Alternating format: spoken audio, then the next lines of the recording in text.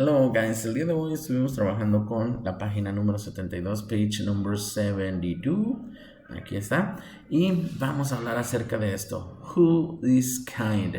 Who is kind? ¿Quién es dulce? ¿Quién apoya? ¿Quién ayuda? Who's helping? ¿Quién está ayudando en casa?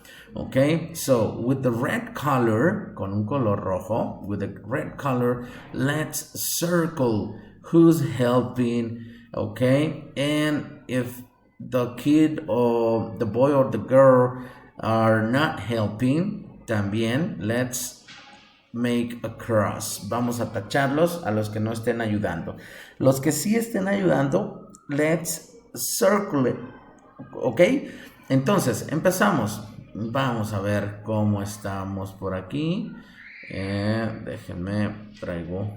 Yo no sé si tengo el color rojo. No, creo que no. Ya sé con cuál. ¿Listos? Acá está el color red. What about this boy? Is he helping? Yeah, yo creo que sí. Ahí está el circle. What about this girl? Esta niña. Is she helping? Yeah, I think so too. Muy bien. And the last one, ella. She's helping.